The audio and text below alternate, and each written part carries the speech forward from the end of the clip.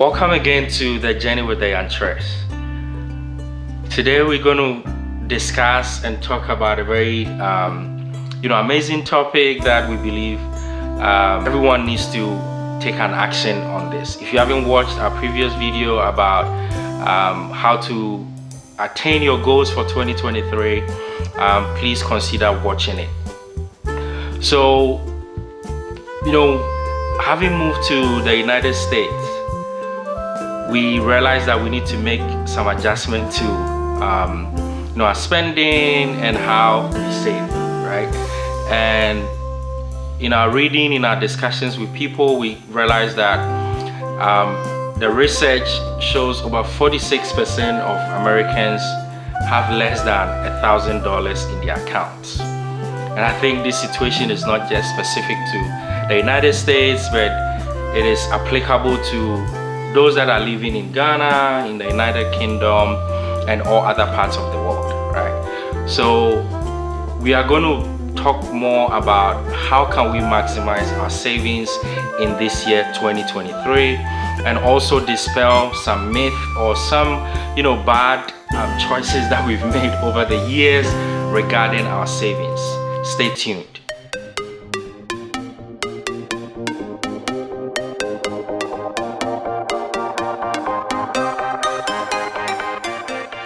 So you may ask, why do you need a savings account? Of course, in life, we all want to be able to be ready for when things happen. We want to be able to look into the future and know that, we have this stash of money sitting somewhere that we can always fall back on. So savings is really important in every person's life, be it young, old, individuals, couples. We feel like it's necessary for everybody to have some money sitting somewhere that they can always fall back on, not only in terms of emergencies, but just planning for like events, planning to buy things, buy a house, buy a car, pay for education. There's just so many things that we're going on vacation, money. Right? Going on vacation because you're planning to go for vacation. It's very important this year, to have some rest. And it's also probably serves as like a safety net. Not that you are going to trust in yourself or in what you have, but just relying on God. However, you are also as the saying goes, saving for like a rainy or red letter day.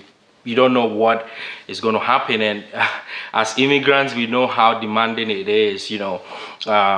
Based on our culture, we definitely have to support people, back home, and sometimes things happen. Maybe your friend or your brother gains admission to the university, to the college. Your parents might be going through some difficult times. You need to have something that you can rely on, not your everyday kind of like income and all that. So and actually it's also like, whilst you're young, it's easy to put some money aside, because of course we are all going to grow old at some point. You never know what happens in life that may cause you not to be able to work, and that's why the saying goes that it's better to make hay while the sun shines. So whilst we are young, it's good to work, save, and hopefully if we get to live long, we have some money left that we don't feel like in our old age we are having to work so hard. Because if you look at our parents back home, they sacrifice everything whilst they're young to cater for us, and then once they get into the retirement age, they barely have anything, and then they become our responsibility to take care of, and then the cycle keeps going on and on, that if you don't take care, you also get to that stage in life, you've sacrificed everything for your kids especially, and then you're in your old age, you barely have anything, and then you become another responsibility for your kids.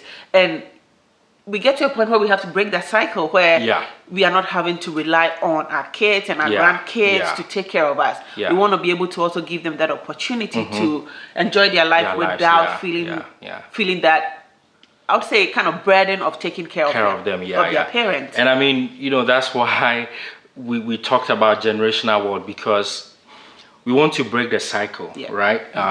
We've had our fair share of struggles and difficulties growing up, and we believe now is the time that we need to develop a new tradition in our bloodline and a new tradition in our family, just so that things must start changing from us and with us, right? Yeah. And I believe it's been very difficult for people to save. We'll talk about how you can save, but we want to focus on, are we just saving, or we need to make a plan. And in this year, we realize that we've wasted so many years. God has been a blessing to us. However, we did not do the needful, because we were saving, but we didn't really have a plan why we are saving. And we lost, if we look back, we've lost many opportunities because we're not secured in our savings, right? So people save for vacation, for buying things, whether a car, having money saved down for deposit. But the important thing that we failed to do was having an emergency fund.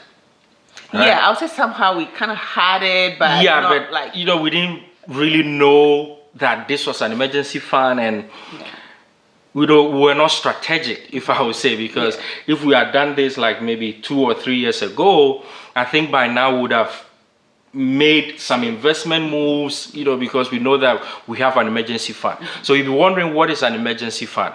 And it will surprise you, or it will shock you, that more than half of the American population, and I believe it applies the whole wide world, would not or are not able to afford $1,000 from their savings with regards to emergency things that happen. Your car broke up, a sickness or anything, right? So with the emergency fund, what you need to know about the emergency fund is that you need to have at least 6 months of your monthly expenses, like 3 to 6 months, like 3 to 6 months of your monthly expenses. But to be able to do that, you also need to have a way to track your expenses. There'll be another video that will be recording soon, talking to you about money habits, whether good money habits or bad money habits. But you need to know that you need to have like a tracking system in place to know how much you spend on a monthly basis, so that you can estimate exactly how much you need for an emergency fund. And actually, like, knowing how much you spend a month is really not about everything you do in a month, but some basic necessities like your rent, your water bill, light bill, if you have a car loan, how much groceries, because some people have extra things they do just for fun that may not be something they really need to do on a monthly basis. So you can actually put down your major expenses, and then the other things you do on the side that you can really like adjust. So it's important to have an emergency fund this year, right? And as I said, you need to save up between 3 to 6 months of your monthly expenses, right? So having said that, how do you save? Or what is savings? Savings is just having to balance your income against your expenses in such a way that you have an excess to put up somewhere, right? But the problem is that people save after they've spent all their expenses, which might not be like a good way to approach your finances. It's not terrible, but there's a better way to make sure you have some money saved aside, right? And the better way is making sure you pay yourself first. So that's why you need to know how much you spend on a monthly basis, and plan it in such a way that there's this rule called like 80-10-10 rule, right? That is, spend 80% of your income on whatever you want to spend on, save up to 10% of your income, and also give 10% of your income to charitable cause. So if as believers we pay 10% of our income to tithes. And I'll say this 80-10-10 rule really is somebody's formula for making sure to save. So it's not a hard and fast rule that you have to go by this 80-10-10. You can actually go 70-20-10 if you're the kind that really likes to save, because I'm that type where I'm trying to put so much in my savings. You can do it the way you want it, but it's just to know that you are trying to save. So this 80-10-10 is a rule. You can adjust it to meet your own needs, but make sure you don't save less than 10%. Yeah. Well, once you know how much you want to save, what we have done, which has been working for us, is to make sure that you automate your the money that goes into your savings account, right? So talk to your HR. If you are working for yourself, have a system in place where that as soon as that money hits the account, it's gone.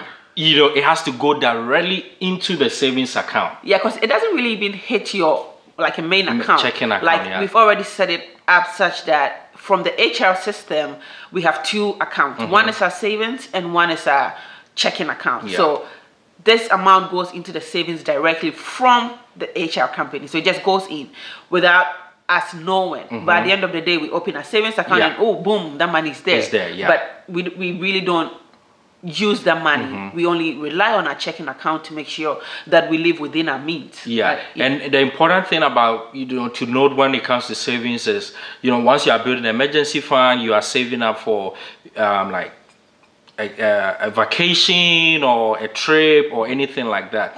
The money has to be easily accessible, so it has to be liquid. So you need to know where you are investing or putting that money. And a savings account, as we mentioned, is key. You can do a money market account, but just make sure that your emergency fund is easily accessible, right?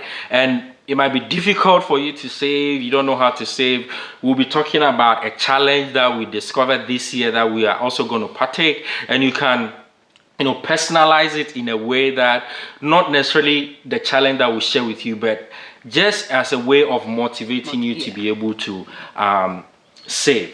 Right. Yes.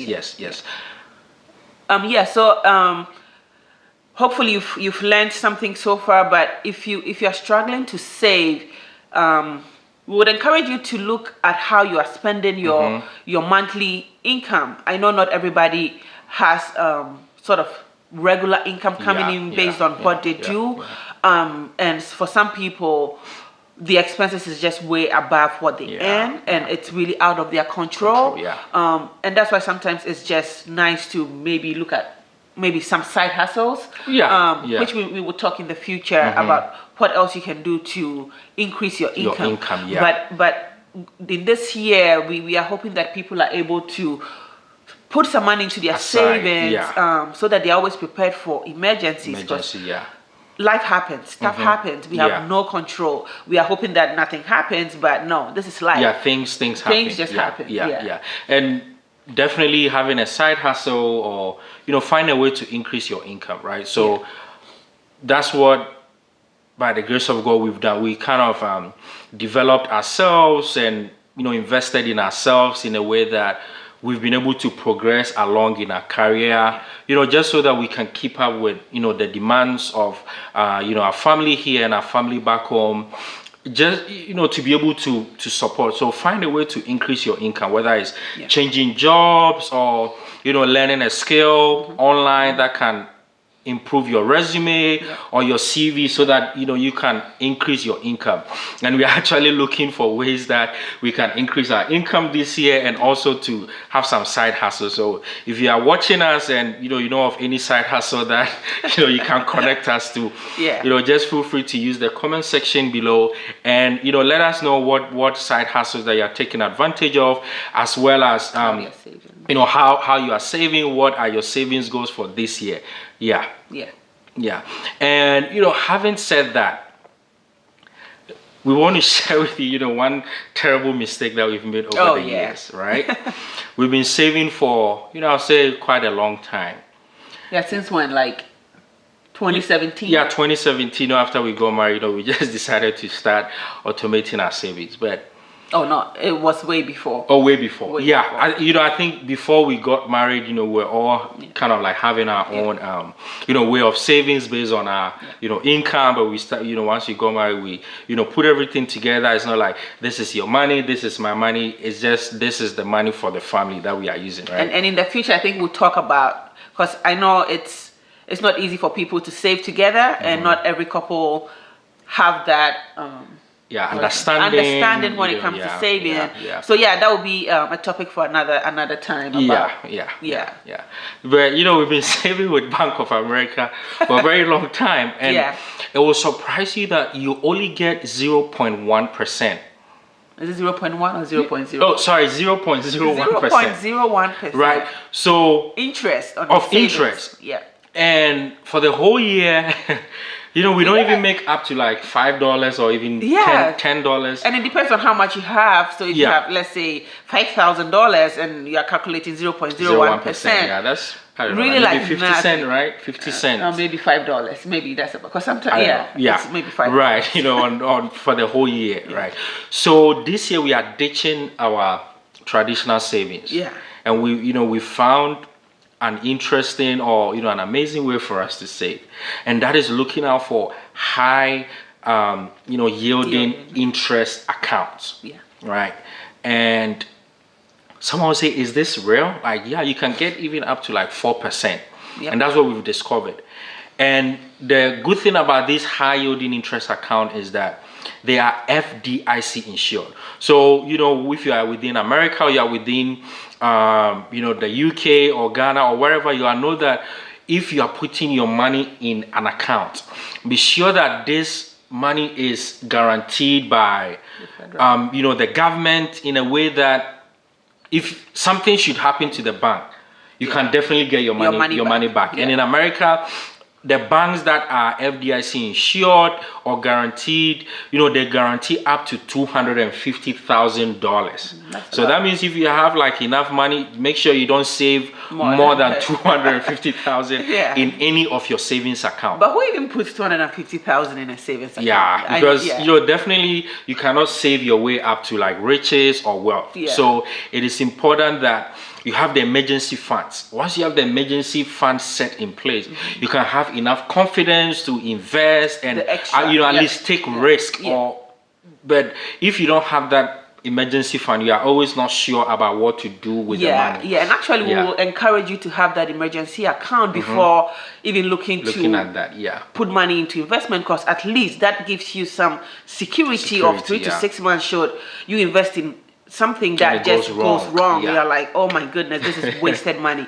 So it's always good to have that emergency account sitting somewhere. And once you hit that 3 to 6 months, try not to go beyond it, because there's really no point. There's probably better. The savings is only a way of you be able to tap into a reserve if something should happen.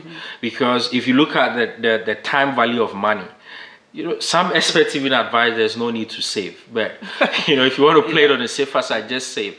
Simply because, $1 today or a CD today or even a pound today is not the same as a pound or a dollar in 2 years or in 3 years. So because of inflation. Because if you look back, when we were young, one CD was huge, like $1 now. Right? You can buy so many things, but now, oh my goodness, one CD is worth nothing. Like what, 10 maybe cents. like 10 pesos or 10 cents, right? So looking at the time value of money, a savings might not be the easiest way or the easiest approach, but it gives you some kind of security. It gives you some kind of confidence just to know that if you have your emergency funds, now you can start saving for like all the good things like vacation, buying yourself that wonderful expensive bag that you've been dreaming of, that TV, that game system, and all those things. So look out for high yielding interest savings. Forget about the Bank of Americas, the Wells Fargo's and all that, because we realize that these banks, the traditional banks, simply because they have a lot of overhead costs, they will pass it on to you. And your money sitting in the savings account is making the bank money because they use it for investment, right? So if you want to also take advantage, then forget about having a 0.01%. Look for somewhere that can earn you at least anywhere between 1 to 2%.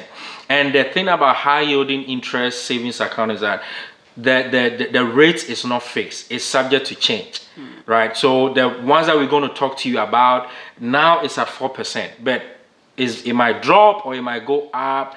But even if you go, you still have something, right? You're not just going to make like 0.01%, right? So we are going to use the description box below to let you know about the two banks that we are using, and that is PNC Bank and Ally Bank, right? We just found them this year and we are moving with them because I think we rather like took a bold step to do it this year. Because sometimes it's difficult to move your money away to an account that you are just not familiar with, you know. You are just so comfortable with what Bank you of have America, now. you can see them around, and that was one of the discussions that we had. You're like, is this thing legit? Because it's online, when we had to read, we had to talk to friends and just read online, right? So I mean, don't just take what we are telling you for as the gospel truth. Research. Do your homework. And then, don't be like, oh, up here Rita said I should put my money here and then something happened. Nothing is going to happen. That's why I said, look out for FDIC insured. So that if something should happen, you know that as a matter of fact, you are going to get your money back. And it's up to $250,000. We don't have that. Oh, I wish I would just retire or just move back to Ghana, Yeah. But the plan is that once you have that emergency fund, in place, we are going to start making investment moves and start partnering with people just to make sure that we are having more than that 4%, because there are short-term investments that you can make that can bring you maybe up to 10% or 15%, right? But that's something that we are still learning and we are excited that you have joined us on this journey to learn, grow, and have fun together. So make sure to subscribe and hit the notification bell just to be the first person to receive our videos, right? And the last point that we want to talk about is a challenge that we found. It's a very interesting challenge. It's a way to increase your motivation towards savings. If you've never saved before, maybe use this opportunity to save. And this is saving, in increments of $1 every week. Right? Every week, in increments of $1. You can personalize it to maybe in increments of $5 every week, or 5 CDs, 5 CDs or £5. Whatever you want to go. So depending on where you are, whether you are in Accra, you are in Lagos, you are in London, or you are in any state in America, right? So you put down $1 a week in increments of $1 a week. So the very first week of this year is $1. The second week, $2. The third week, $3. Okay. The fourth week, $4. You're right, $4. So if you do this, religiously, and you commit to it, by saving in increments of $1, by the end of the year, you would have saved $1,378 of whatever currency, whether it's 1,378 pounds. So do this, and maybe at the end of the year you can use that to reward yourself. So this is the challenge that we are throwing to you, right? Save in increments of $1 per week. But as you said, you can personalize it or customize it in any way that fits your needs or that fits your demand. You can do 5, 10, 15, 20. And you can do this also in addition to your automated savings that you've already set up, right? So this is just, if you have never saved before, as you said, over 46% of Americans have less than $1,000. Trust me, and this is true. I know people who have said they barely have that money in their account, and I'm like, how? But if you're able to do this, that means you are going to take yourself out of that statistic, because you would then have over you have $378 more than that $1,000 that the research is even talking about. So do this, and probably somewhere along the line this year, we'll come back and probably see how things are going, and we'll also share with you how PNC Bank and Ally Bank is doing. And to be fair, Bank of America will just give us the whole year or a month. We can get $1 and a couple of cents. But in just 1 month, we tried Ally Bank and PNC. We realized that we've seen some results. So we've already had more than what Bank of America will give us for the whole year. For the whole year. Right. So do this, put your life in a different perspective this year, because it is all about taking action. It is all about making strategic moves for 2023, because a journey of 1,000 miles begins with a step. So just do that, and use the comment section to be interactive and let us know what your savings goals are for this year. Yeah, and if you want to email us personally, I think you can do that. Yeah, you can have access to our email. Okay. You can have access to our email on our YouTube channel, or you can use the comment section to contact us, and we are happy to share with you. Give you more information.